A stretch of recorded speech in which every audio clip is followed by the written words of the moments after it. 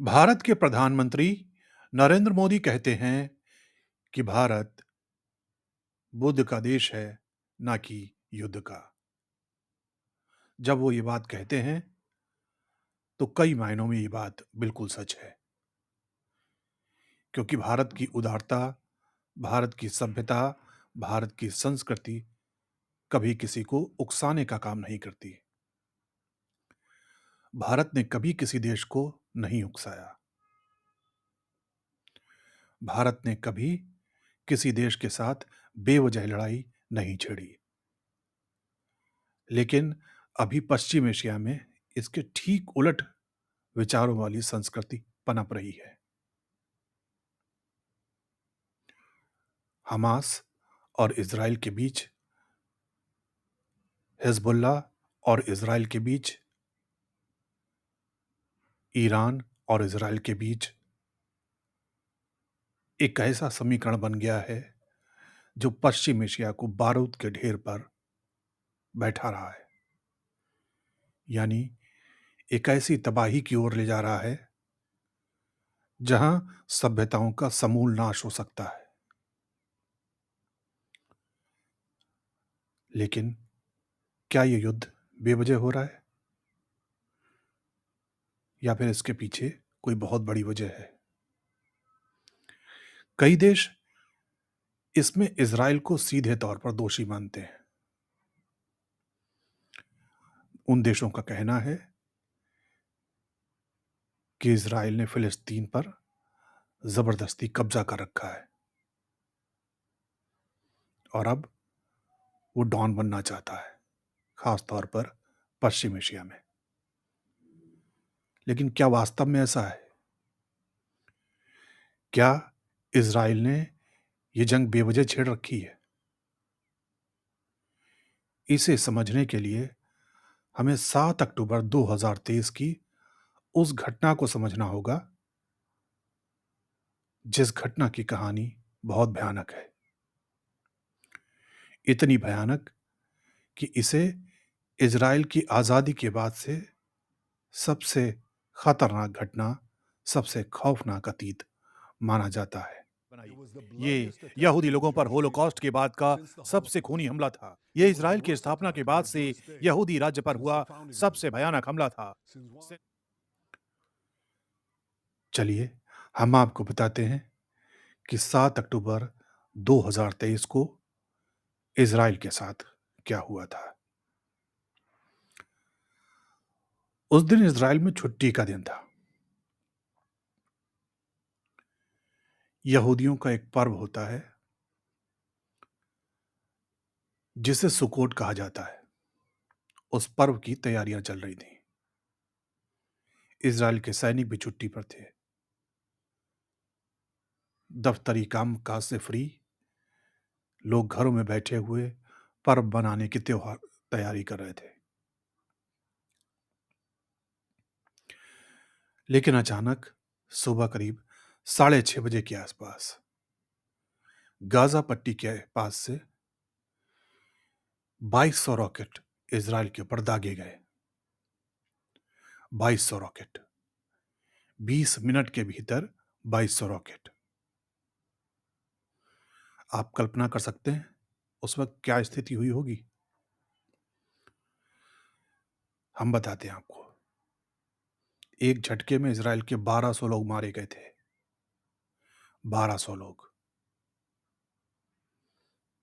इस हमले की आड़ लेकर हमास के लड़ाकों ने इज़राइल के सीमा से सटे इलाकों में घुसपैठ करना शुरू कर दी। ये सामान्य घुसपैठ नहीं थी। हमास के हथियारबंद लड़ाके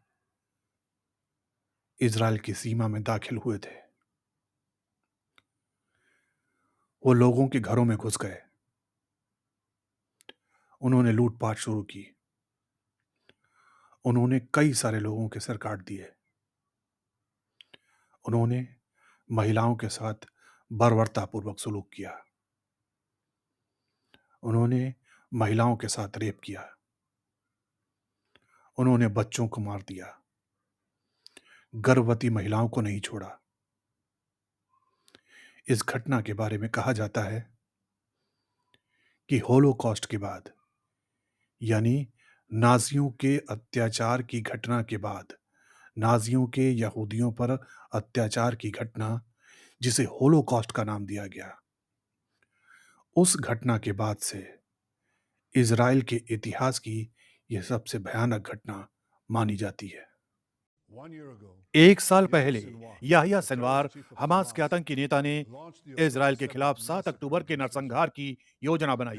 ये यहूदी लोगों पर होलोकॉस्ट के बाद का सबसे खूनी हमला था। ये इज़राइल की स्थापना के बाद से यहूदी राज्य पर हुआ सबसे भयानक हमला था। सिनवार के आतंकियों ने 1200 लोगों की निर्मम हत्या की। ये बुजुर्ग लोग होलोकॉस्ट के बचे हुए बच्चे थे। उन्होंने महिलाओं के साथ बर्बरता से बलात्कार किया। उन्होंने पुरुषों के सिर काटे। उन्होंने बच्चों को जिंदा जलाया और उन्होंने लगभग 250 पुरुषों, 251 महिलाओं और बच्चों को गाजा की काल कोठरी में बंधक बना लिया।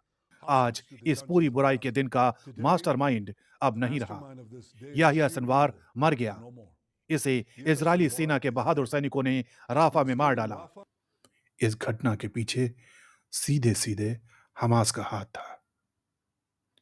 हमास यानी वो जो खुद को एक राजनीतिक संगठन भी कहता है, लेकिन दुनिया के कई देश इसे आतंकी संगठन घोषित कर चुके हैं।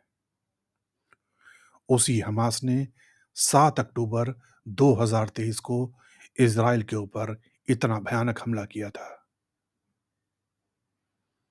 सोचिए, इज़राइल की उस दिन क्या हालत हुई होगी।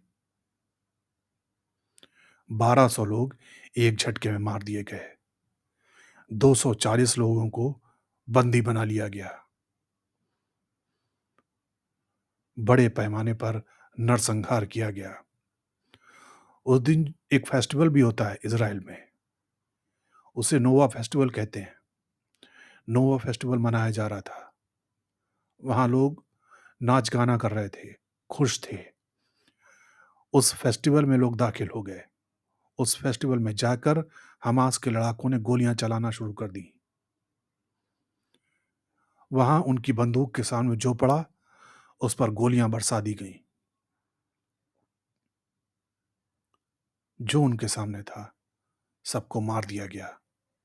जो बचे, उनको हमास के लड़ाके अपने साथ ले गए और वहां उनके लिए यातना शिविर बना दिए गए।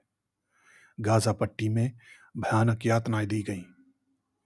इतनी भयानक यातनाएं कि आप कल्पना नहीं कर सकते।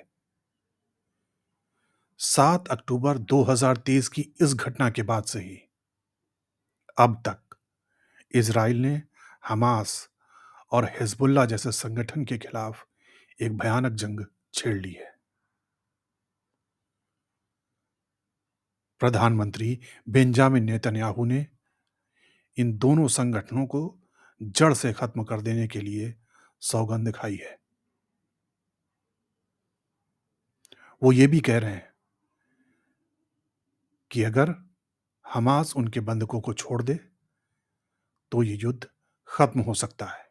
बात है, गाजा के लोगों के लिए मेरे पास एक संदेश है। ये युद्ध कल खत्म हो सकता है। ये खत्म हो सकता है अगर हमास अपने हाथों में लिए गए सभी हथियार डाल दे और हमारे बंधकों को लौटाए। हमास ने गाजा में 101 बंधकों को रखा है, जो 23 देशों के नागरिक हैं। इज़राइल के नागरिक, लेकिन कई अन्य देशों के नागरिक भी। इज़राइल ये तय करने के लिए पूरी कोशिश करेगा कि सभी को घर लाया जाए और इज़राइल उन सभी की सुरक्षा की गारंटी देगा जो हमारे बंधकों को लौटाते हैं।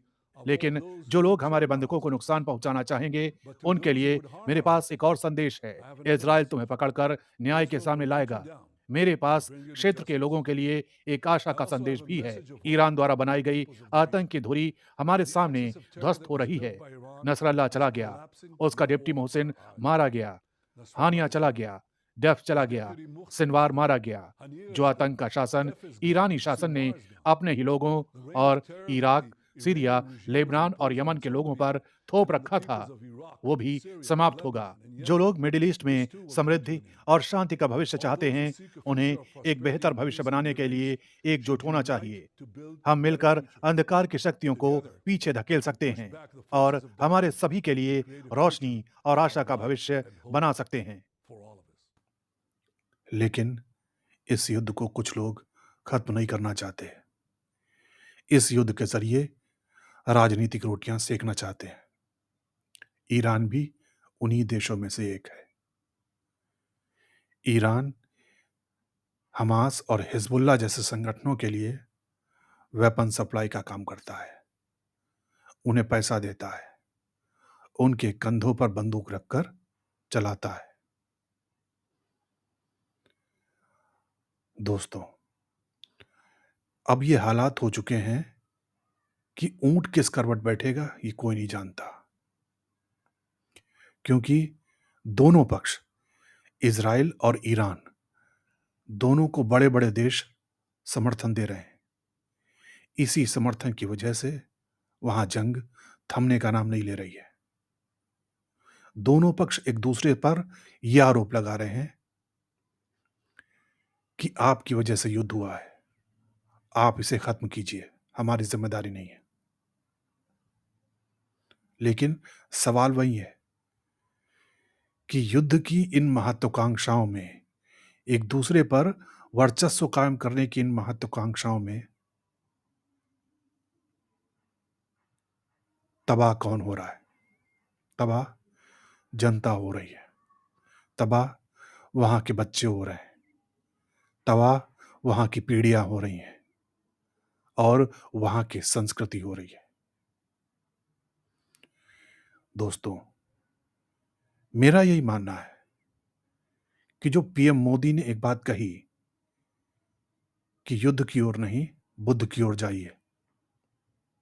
युद्ध का मार्ग कोई विकल्प नहीं है। अगर विकल्प है तो वो है बुद्ध का, यानी शांति का।